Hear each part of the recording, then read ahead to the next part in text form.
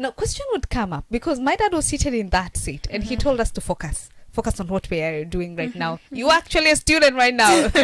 So, what does your parent say about all this? Because they're seeing your social media. They're seeing all the posters. They're seeing you. They pick your calls when you tell them, I'm going to Ethiopia, mom. You know, what are they saying about you with everything that you're engaged in and still being a student? Sometimes they actually call and you decline their call. I'm like, I'm in a meeting. I'm going to call you later. Or I'm heading to a meeting.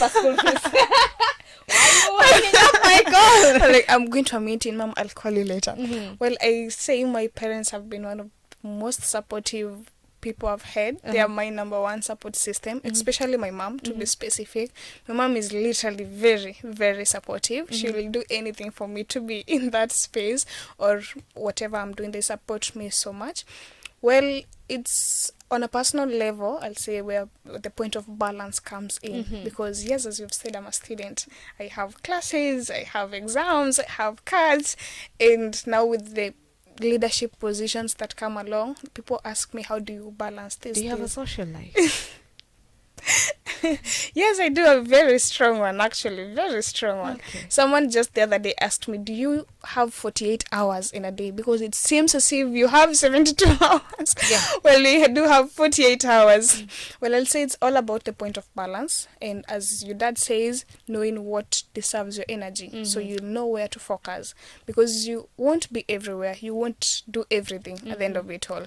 I also bring this from the biblical perspective. If God was to do everything, we won't need to be here. Yeah. He would have just decided to create this world and then just do everything. But the reason as to why he left or gave human the wisdom to do things is because everyone has a role to play. Yeah. Everyone has a share in this, in making the world better. So just do what you as Vivian or you as Noni is supposed to do and focus on doing that. And now learn how to balance. If you can jungle one or two things, learn also how to balance the two such that it doesn't drain one side while you're uplifting the other one.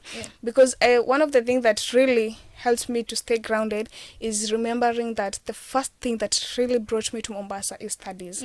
So without the studies, I wouldn't be in this place. There's a time I declined a summit that I was supposed to attend, and whereby we were given very good allowance myself as a student, and it was a 3-day summit just because I had cuts, and people were like, wow, you reason in that way. You can reschedule. You can do a makeup cut in just attend the event first.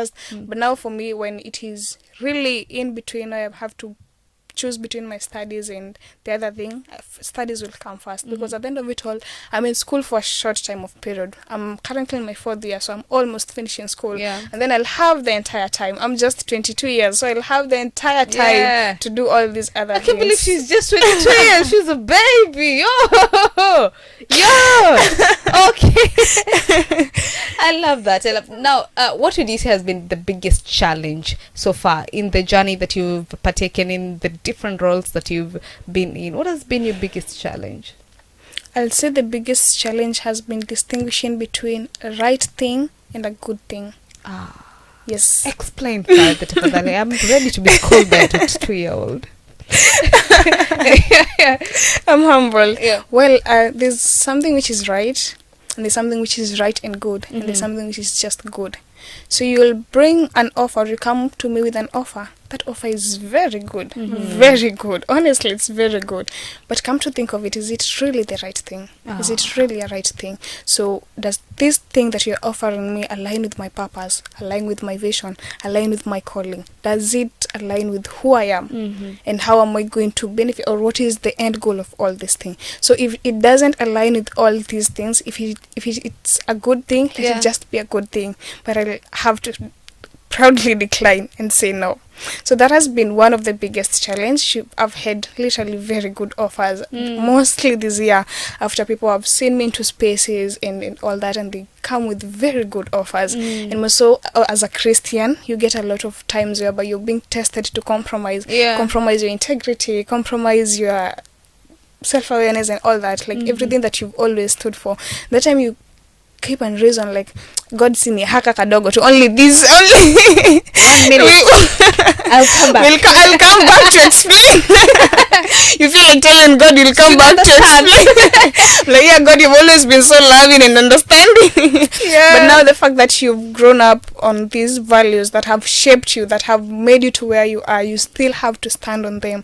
Now, saying no and distinguishing between the right thing and good thing. Yeah. I was telling some other people the other day, when Paul says that we have the power to say no to all ungodliness, for a Christian it's not very difficult to say no to something bad, because after all it is bad. So yeah, very easy. very easy to say no, and you're like, I'm a Christian, I'm a believer, I can't do that, but bring that something good to that person.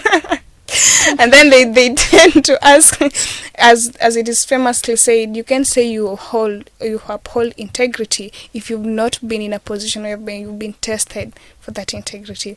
Because until you have won that test is when you can truly say that I'm truly an integral person. Yes, I can stand for this, because you have overcome that test. But before that, please no. It's just the exposure you don't have. It's lack of exposure. Haujatembea poa lakini. So people, okay, my mind is running wild at this point. I guess it's because of the topic that I had before, and it was about faithfulness, marriage, and what's on. So I'm like, okay, sasa kama mtu hajapata opportunity ya kucheat na haja cheat, it doesn't mean that they are not a cheater. It doesn't mean that they're not a cheat. It's just an opportunity they've not gotten. Give this person an opportunity, then observe and tell us if they can.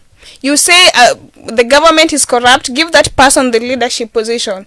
They say the president this, give that person the presidency seat, and then watch them and let them see what they can do with it. The opportunity hatujapata. An opportunity have not been given.